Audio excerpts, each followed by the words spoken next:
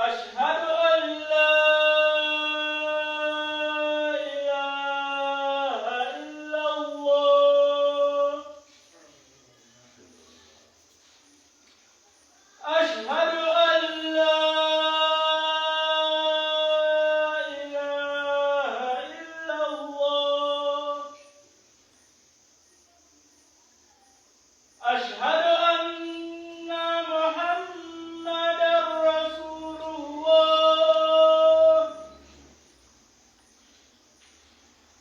أشهد أن محمدا رسول الله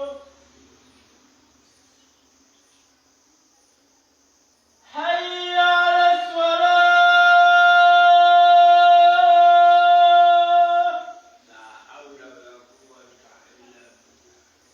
حي على الصلاة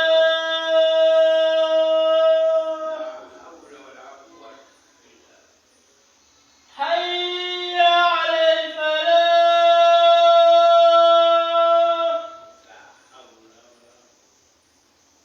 حي على الفلاح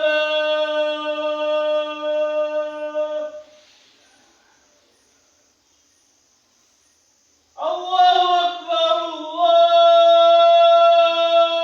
الله أكبر لا إله إلا الله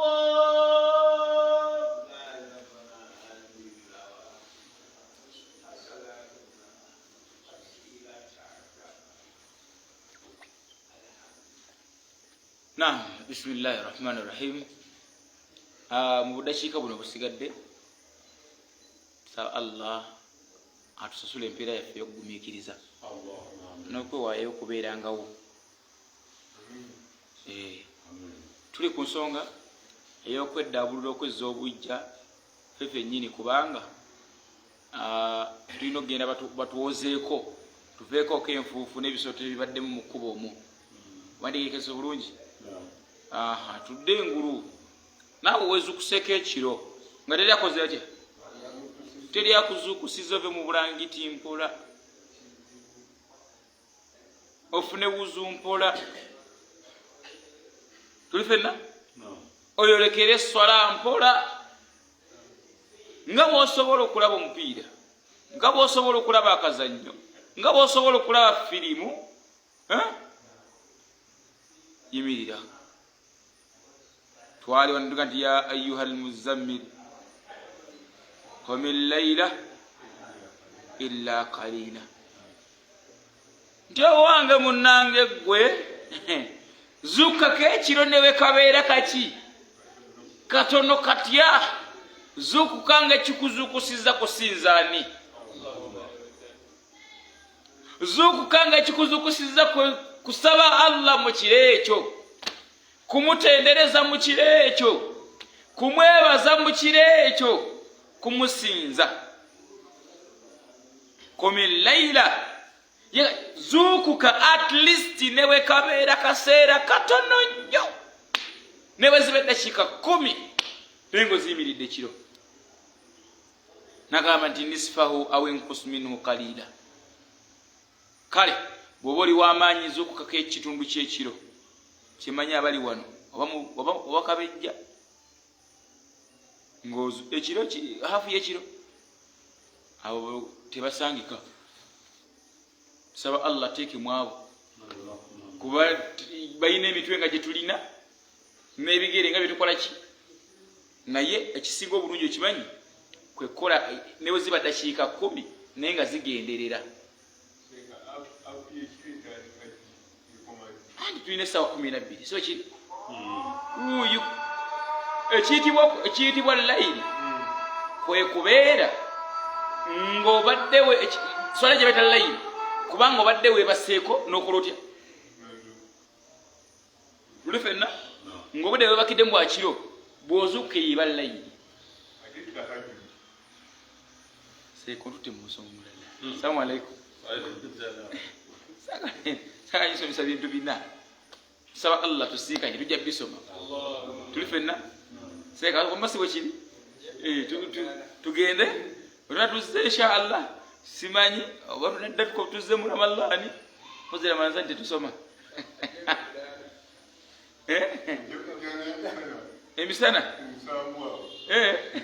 asagala basanga enjala ebaluma sira kwanza obeera nenga takuwulira ramadani yamuyiseemu dda yetaaga kwebaka nam agamba qumi llaila illa qalila kyetegereza kiki kizukkako osaleko ebizibu byoyina nga tanabigamba muntu bigamba ani mu kiro ekyo kyova olaba wetubadde wano nga tugamba nti ko anfusakum wa ahalikum naara wakuduha nnaasu walhijara. Naam, tugambye fefe nyini twekyekinge tutereeze obuufu bwaffe.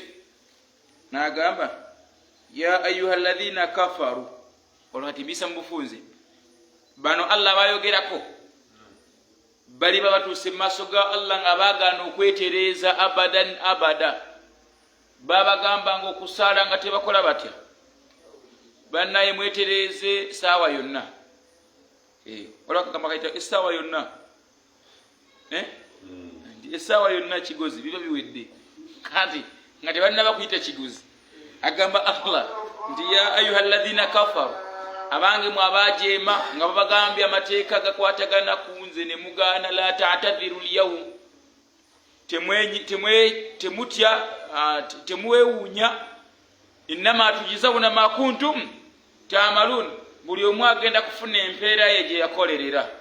Eyasiga obwenzi, eyasiga obubbi, eyasiga obusiraamu, eyasiga obukyayi, yenna agenda kufuna kyeyakola atya, kyeyasiga. Kyembuuza gwogenda kufuna ki? Kyekijja gy'oli ng'otuuse mu maaso ga Allah. Njagala tumalize. N'agamba ya ayuha alladhina amanu, abange mwabakkiriza, tuubu ila Allah, bwe mubanga musobeza mwenenye lyani? Mwenenyeze Allah mu lulimi lw'otegeera, taubatan nasuha, olwenenya nga si lwakubuzaabuza ng'ogenda biviirako ddala. Tuli ffenna byebigambo bingi naye zisaagala nnyo kusussa mukadde. Nsaba Allah bitutegeeze, atusiima akaseera ketugumiikiriza, akatuweemu obulungi fi dunia wal akhira. Njagala kumaliza nga mbategeeza bannaye, tuyinayo semina, nawulidde nawe nawono waliwo semina, si bwe kiri? Insha Allah saba Allah tutuuseeyo, naye eyeri ereke yesooka, eyeri ya mwenda, ate wano tulinga mmeka? Kati zonna tuziteeke mu nniya. Abasiraamu bange bano batera gamba nti gweteeka mu nniya nti saawa yonna ojja kukola otya? Ojja fuluma. Kati teeka mu nniya nti saawa yonna ojja kugenda mu ddarasa, tugenda kubeera kwali hidaya nakifuma. Tuli ffenna insha Allahu taala lujja kuba lwa mukaaga, kyemmanyi nga Ramadhaani ebulayo ennaku nga 2 oba 1. Subhanaka Allahumma bihamdika ashhadu an la ilaha illa anta